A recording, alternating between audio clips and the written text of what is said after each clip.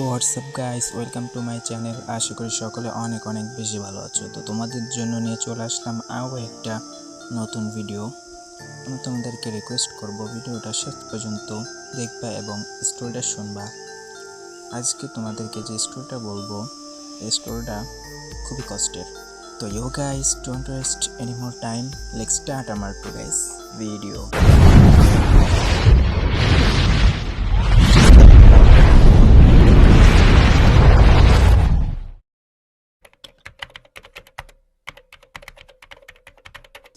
গ্রামের ছোট্ট একটা স্কুলটার দেয়ালে রং উঠে গেছে, মাঠে ঘাস কম, তবুও সেই স্কুলটা ছিল দুইটা ছেলের পুরো পৃথিবী। একজনের নাম তামিম আর একজন রাফি। তাদের বন্ধুত্ব শুরু হয়েছিল একদম অদ্ভুতভাবে। ক্লাস 5-এ একদিন টিফিনের সময় কয়েকটা ছেলে মিলে রাফির ব্যাগ নিয়ে মজা করছিল, কারণ তার ব্যাগটা ছিল পুরনো আর ছেঁড়া। রাফি চুপচাপ দাঁড়িয়েছিল, কারণ সে জানতো প্রতিবাদ করলেও লাভ নেই। ঠিক তখনই তামিম এসে ছেলেগুলোর হাত থেকে ব্যাগটা নিয়ে বলেছিল, ব্যাগ পুরনো হলেই মানুষ ছোট হয়ে যায় না। সেদিন প্রথমবার রাফির চোখে পানি এসেছিল, কারণ জীবনে প্রথম কেউ তার হয়ে দাঁড়িয়েছিল। এরপর থেকে তারা একসাথে স্কুলে যেত, একসাথে বাড়ি ফিরত। রাফির বাবা ছিলেন রিক্সা চালক, অনেক কষ্টে সংসার চলত। অন্যদিকে তামিমের পরিবার মোটামুটি ভালো ছিল, তবুও তামিম কখনো রাফিকে আলাদা ভাবেনি। একদিন স্কুলে পিকনিকের টাকা চাওয়া হলো। রাফি সেদিন চুপচাপ ছিল, কারণ তার কাছে টাকা ছিল না। তামিম সেটা বুঝে গিয়েছিল। পরদিন সে নিজের নতুন জুতা কেনার টাকা দিয়ে রাফির পিকনিক ফি জমা দেয়, কিন্তু কাউকে বলেনি। পিকনিক এর দিন রাফি যখন জানতে পারল, সে তামিমকে জড়িয়ে ধরে কেঁদে ফেলেছিল। তামিম শুধু হেসে বলেছিল, বন্ধুর জন্য এইটুকু করতেই পারি। সময় যেতে লাগলো, তারা স্কুলের সবচেয়ে কাছের বন্ধু হয়ে উঠল। স্যাররা বলতেন, একজনকে ছাড়া আরেকজনকে কল্পনাই করা যায় না। কিন্তু জীবনের গল্প কখনো সোজা হয় না। ক্লাস 9-এ ওঠার পর রাফির বাবা অসুস্থ হয়ে পড়লেন। সংসারের অবস্থা আরও খারাপ হয়ে গেল। অনেকদিন রাফি স্কুলে আসতো না। একদিন তামিম তার বাসায় গিয়ে দেখল রাফি বাজারে মাল তুলছে, ঘামে পুরো শরীর ভিজে গেছে। তামিম অবাক হয়ে বলল, তুই এখানে? রাফি হাসার চেষ্টা করলো, বাসায় চাল নেই ভাই, কাজ না করলে খাবো কি? তামিম কিছু বলতে পারল না। সেদিন রাতে বাসায় ফিরে সে অনেক কেঁদেছিল, কারণ সে প্রথমবার বুঝেছিল সবাইয়ের জীবন এরকম না।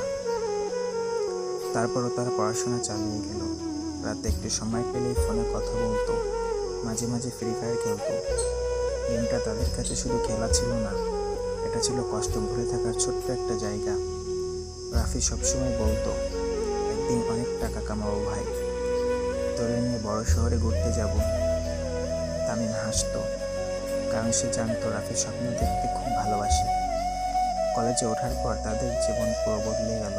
তামিম শহরের ভালো কলেজে ভর্তি হলো, আর রাফি পাশের একটা ছোট্ট কলেজে। দূরত্ব বাড়লেও বন্ধুত্ব কমেনি। প্রতিদিন রাতে তারা কথা বলতো, কিন্তু ধীরে ধীরে রাফি বদলাতে শুরু করলো। সে আগের মতো হাসতো না, ফোনও কম ধরতো। একদিন তামিম জোর করে জানতে চাইল, কি হয়েছে তোর? অনেক চুপ থাকার পর রাফি বলল, ডাক্তার বলছে আব্বুর অপারেশন লাগবে, অনেক টাকা দরকার। কথাটা বলেই সে কেঁদে ফেলল। তামিমের বুকটা ভেঙে গেল।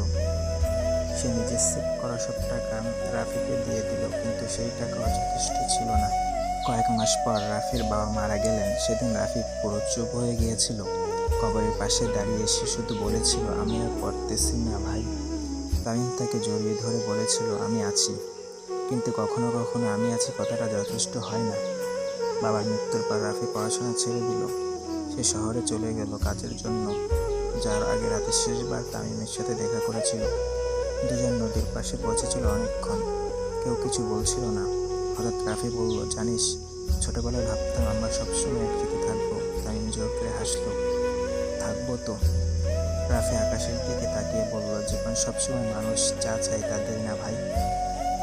সেদিন যাওয়ার আগে রাফি নিজের পুরনো একটা হেডফোন তামিমকে দিয়ে বলেছিল, এটা রেখে দিস, আমারে ভুলে যাস না। এরপর থেকে সব বদলে গেল। রাফি শহরে ব্যস্ত হয়ে পড়ল, ফোন কম দিত, মেসেজ সিন করতো না। তামিম প্রতিদিন অপেক্ষা করত,